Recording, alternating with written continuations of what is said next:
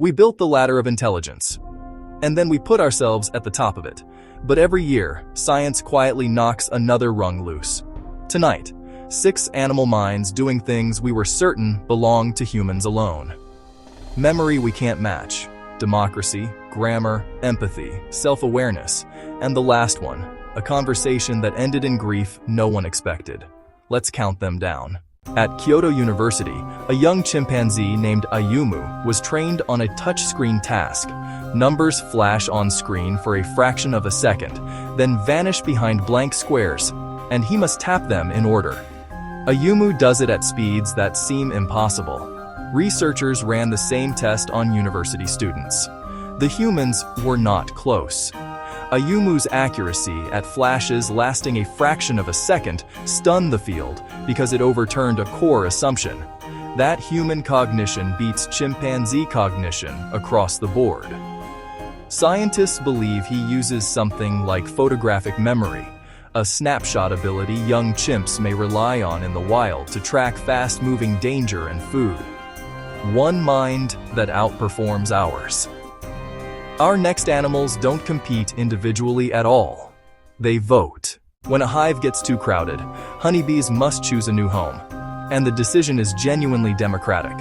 Scout bees fly out and inspect potential sites, then return and perform waggle dances advertising their find. The better the site, the longer and more enthusiastically they dance. Other scouts go check the advertised locations themselves and come back with their own verdict. Support builds for the strongest option, weak options lose their dancers, and when one site reaches a quorum, the entire swarm, thousands of bees, lifts off and moves. No leader decides. The queen doesn't vote.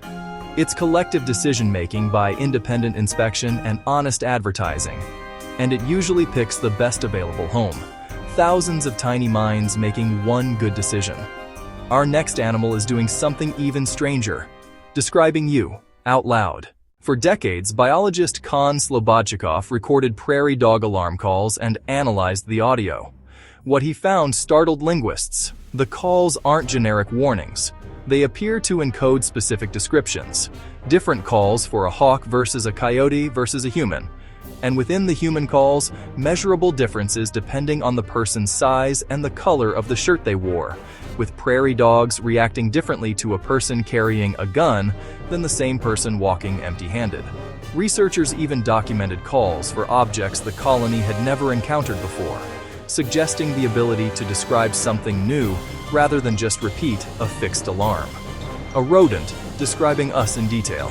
Our next animal does something we thought required a conscience. At the University of Chicago, researchers placed a rat in a cage with a companion trapped in a clear tube it could open.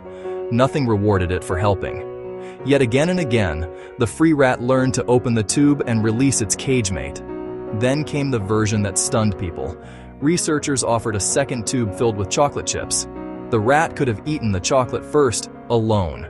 Instead, rats routinely freed their trapped companion and then shared the chocolate with them, leaving chips behind rather than eating them all. The behavior was stronger toward rats they were familiar with, and it looked, to the researchers, a great deal like empathy. Compassion in an animal we call vermin. Our next one looks in a mirror and knows exactly who it's looking at. The mirror test is one of the strictest measures of self-awareness in science. A mark is placed where an animal can only see it in a reflection. Most species fail. They treat the reflection as another animal. Great apes pass, dolphins pass, elephants pass.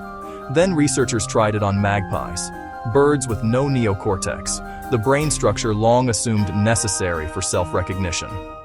Marked with a colored sticker on their throat feathers, the magpies looked in the mirror and scratched at their own throats, trying to remove the mark, and stopped when it was gone. It was the first demonstration of mirror self-recognition in a bird, and it forced scientists to accept that self-awareness had evolved more than once, on entirely different brain architecture, a bird that knows itself. But our number one didn't just recognize herself. She told us what she felt, and then she grieved. Beginning in 1972, psychologist Penny Patterson taught a lowland gorilla named Koko a modified sign language. Over decades, Koko was reported to use over 1,000 signs and understand far more spoken English. She asked for things, made jokes, and, famously, asked for a kitten. She was given a stuffed one and rejected it. So she was allowed to choose a real kitten from a litter, and she picked a tailless gray one she named All Ball, carrying him gently, tucking him against her chest. Months later, All Ball escaped and was struck by a car. When Koko was told, Patterson reported that she signed words for cry, sad, and trouble, and made distress sounds. Koko's abilities remain debated among scientists. What she showed the world, without dispute, was a mind capable of attachment and loss.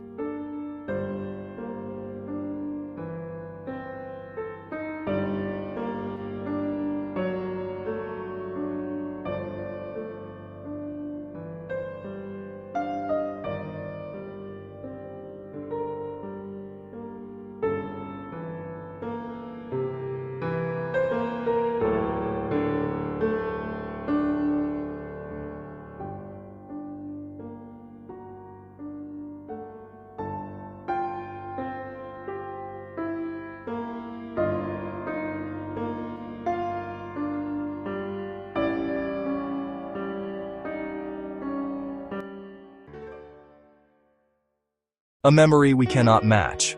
A democracy without a leader. Grammar in a rodent's alarm call. Empathy in an animal we poison. Self-awareness in a bird. And a gorilla who grieved a kitten. Every one of these was supposed to be ours alone. Which one broke your idea of intelligence? Tell me in the comments. And there's a new story on this channel every night.